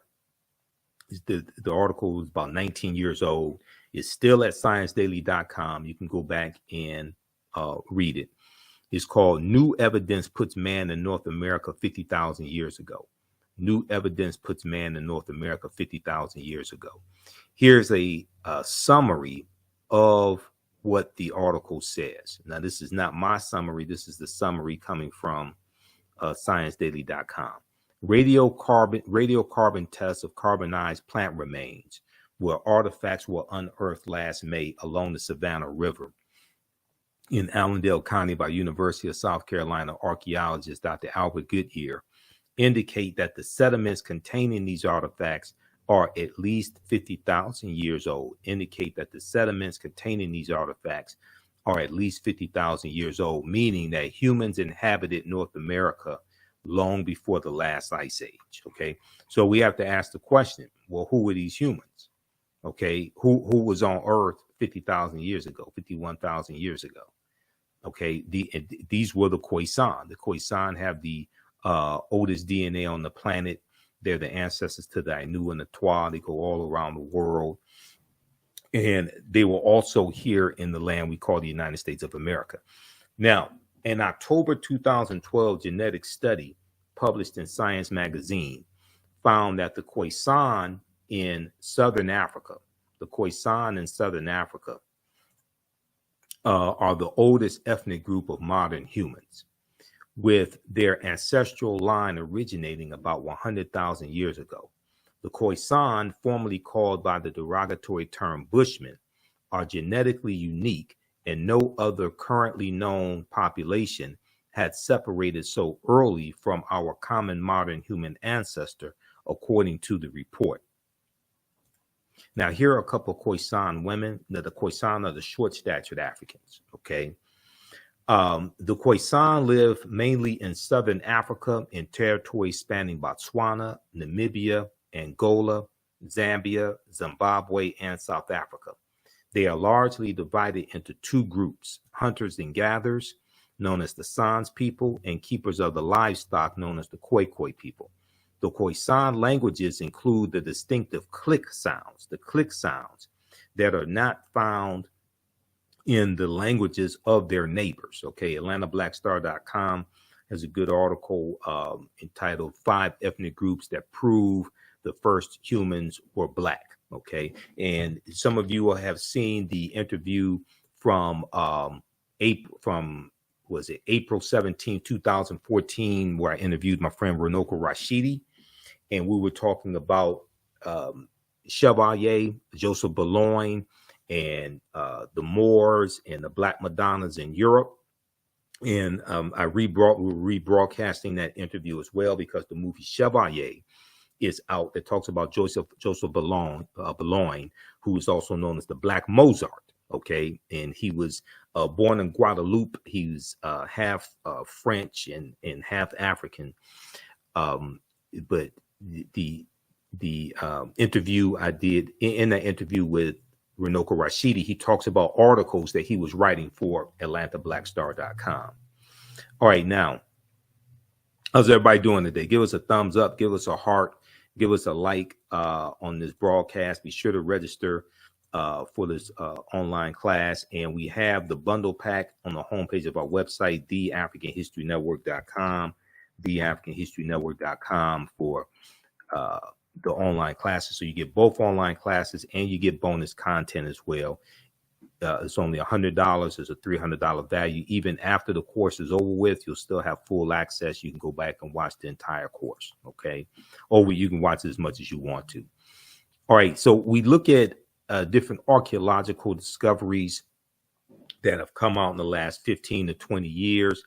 There was a big discovery that came out in 2010, found on the Greek island of Crete, and they found stone tools that date back at least 130,000 years ago. Okay, stone tools on the Greek island of Crete. Over the course of 2 summers, archaeologists say are at least 130,000 years old, which is considered strong evidence for the earliest known seafaring in the Mediterranean, and calls for rethinking the maritime capabilities of pre-human cultures. Okay, so we go through and look at discoveries like Tanis Heraklion, the lost city of Egypt, and there are at least 2 lost cities of Egypt. You have Tanis Heraklion, but you also have Dazzling Aten, and Dazzling Aten was revealed in like the last couple of years. This article from YahooNews.com, sunken Egyptian city reveals 1,200-year-old secrets. Okay, so the British publication, The Telegraph, reports that 150 feet beneath the surface of Egypt's Bay of Abu Qir, they found 64 ships, 16-foot tall statues, 700 anchors, countless gold coins, and smaller artifacts. Archaeologist Frank Gardillo estimates that Tanis Heraklion was built around 8th century BC, Okay, so you're talking about more than 700 years before Cleopatra VII was born. Now, these are some of the artifacts that were found at the bottom of the sea. All right, we look at different archaeological discoveries, and when these new discoveries come out, they're causing the scientists, the archaeologists, and the paleontologists to push the timelines back. And we keep finding out that based upon archaeology, we're much older than we've been told, and Homo sapiens are older than we've been told. So Renoko Rashidi, Dr. Charles Finch, and other African-centered scholars have been saying that African people, or Homo sapiens, modern man, are not 75,000 to 100,000 years old, but at least 300,000 years old. This article from NBCnews.com came out June 17, 2017. We're older than we thought. New find pushes human origin back 100,000 years. Okay, we're older than we thought. New find pushes human origin back 100,000 years. So an excerpt from the article says that in all the news outlets picked up this story. They all have New York Times, Washington Post, NBC, CBS, ABC, Associated Press, Time Magazine, National Geographic. They all have articles on this. Modern humans evolved much earlier than previously thought. Researchers reported new discoveries at a rich site in Morocco show modern humans were hunting and probably cooking game animals.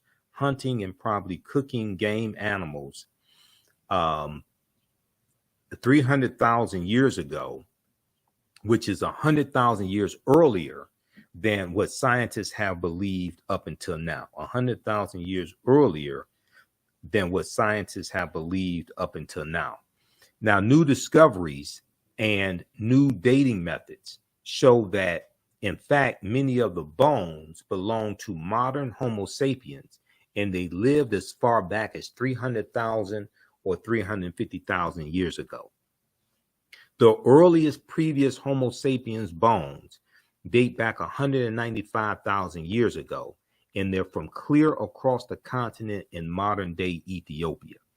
All right, so taken together, the findings show modern humans were dispersed across Africa long before anyone ever thought. And not only were we migrating from the Nile Valley region of Africa into Central Africa and West Africa much earlier than people thought, but we were migrating out of Africa and around the world much earlier than many people thought as well. Okay, so we go through and look at a number of archaeological discoveries. We look at the ancient African presence in Asia and in Europe, the African presence in Europe and things of this nature. African people were the first Asians. The earliest modern human Homo sapiens population of Asia were also of African birth.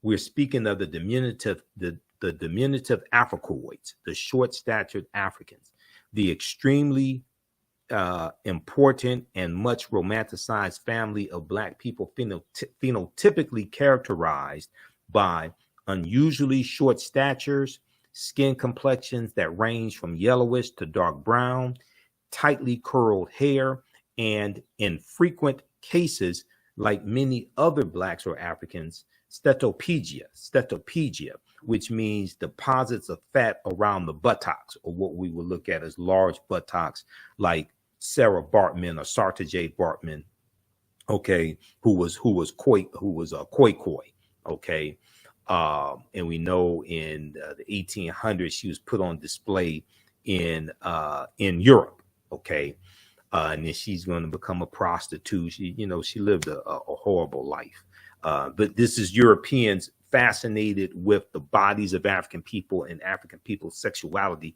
and dehumanizing us at the same time.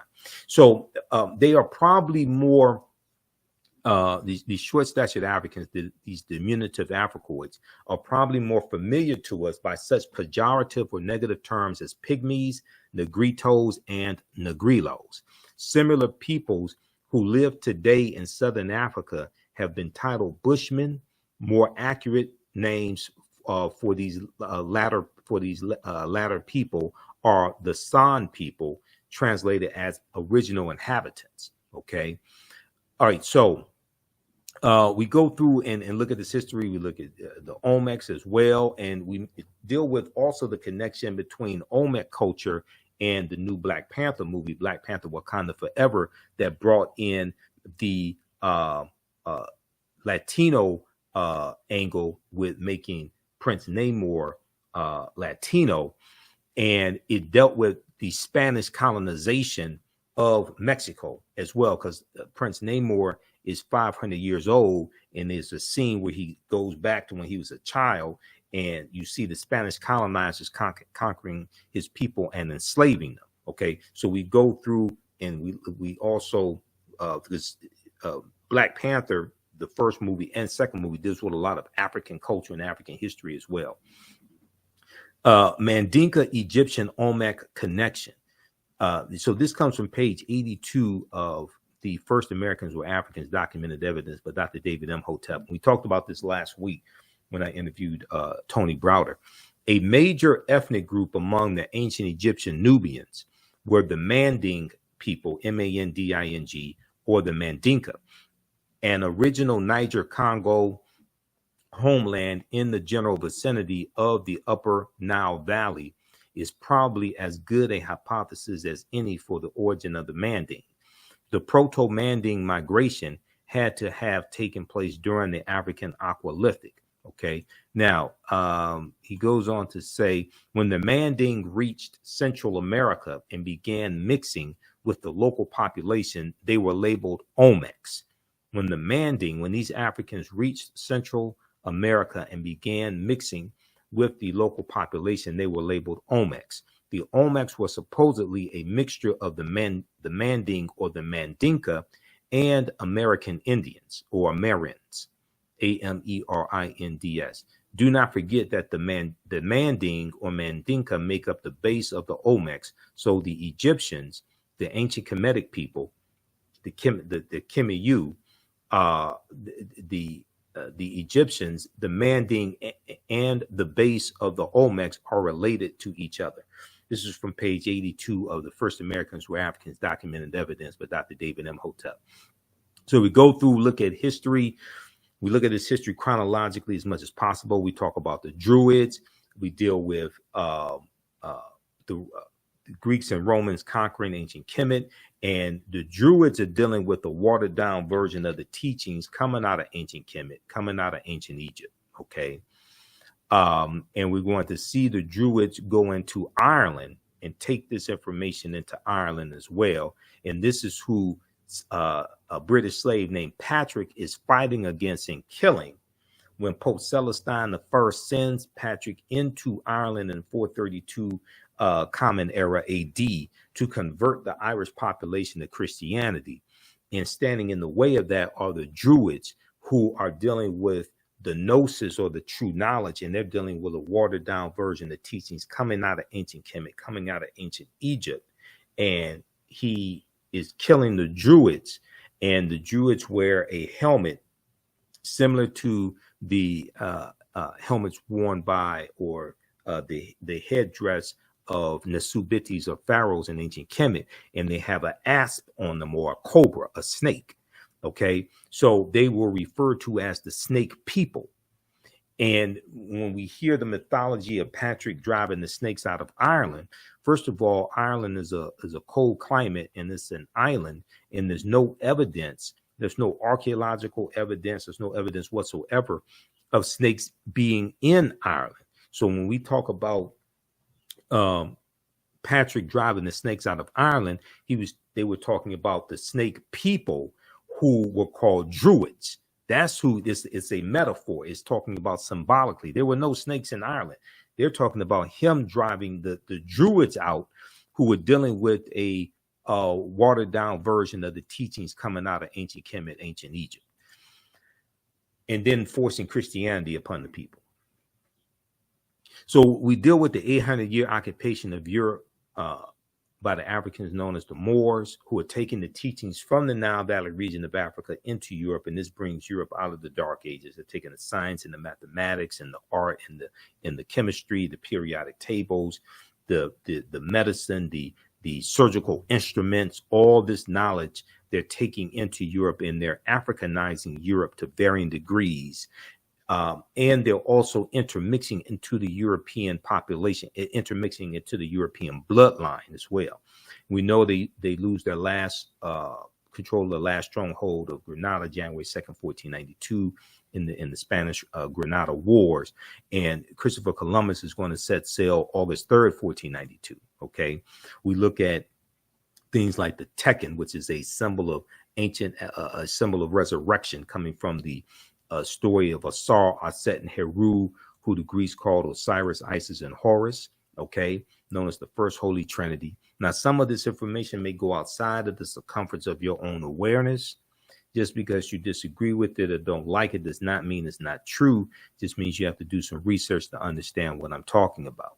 Now, there were approximately 1,200 Tekkenu built in ancient Kemet, but only about a dozen are found in Egypt today. Many of the Tekkenu removed from Egypt are now in Istanbul, Turkey, London, France, England, London, England, Paris, France, Berlin, Germany, New York, Rome, Italy, Vatican City, and elsewhere throughout the world. The Tekenu for plural, the Tekenu are now called obelisks by their new owners, and few know their origin or that they symbolize the resurrection of the African king Asar. So if you read Egypt on the Potomac by Tony Browder, page 17, and this is one of the books we use in the class also, Browder deals with this type of information. Now, once again, you don't have to buy any of these books to follow along in class, but we use the books for reference to document what we're talking about. And I show you excerpts of the book on the screen usually. All right, now, when we look at Freemasonry, the word Mason is derived from the Latin words mass and sun.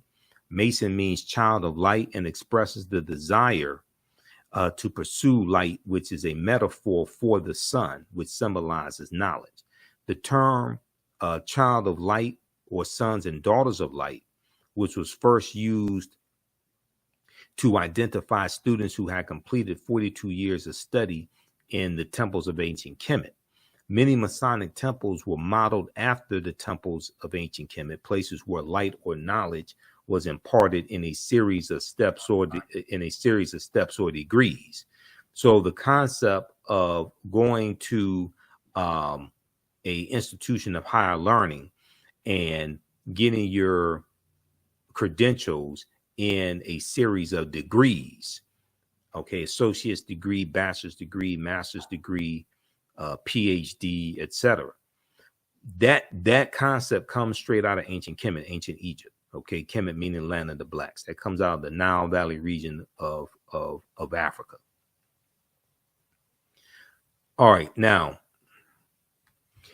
read pages 18 and 32 of Egypt on the Potomac by Tony Browder. So we go through and look at this history. We deal with the Black Madonnas and child coming from the story of Asar, Aset, and Heru being born of a virgin birth on December 25th. And then the decolorized version of that story, and we see the white Mary and Jesus. We look at different Neteru, the forces of nature, the deities in ancient Kemet as well, like Ma'at. We go through and look at some of the history of the Moors. We look at why Christmas is celebrated on December 25th, and that deals with astronomy. We deal with the film Black Panther. The Panther deity Bast comes from Bastet, which is a neter coming out of ancient Kemet. And Bastet was an ancient Egyptian goddess worshipped in the form of a lioness and later a cat. She was a goddess of warfare in Lower Kemet, worshipped as early as about 2890 BC during the Second Dynasty. Okay. We deal with things like what the word Wakanda means. Wakanda is a real word. Wakanda basically means possesses secret powers. We see some different spellings of it. But in Wisconsin, there is a Wakanda Water Park in Wisconsin. It's been there for years. There are schools named Wakanda, like in Nebraska. Okay. And we see Wakanda is Omaha Ponca, Sioux Indian, and Omaha Ponca and Sioux Indian Native American word that basically means possesses secret powers.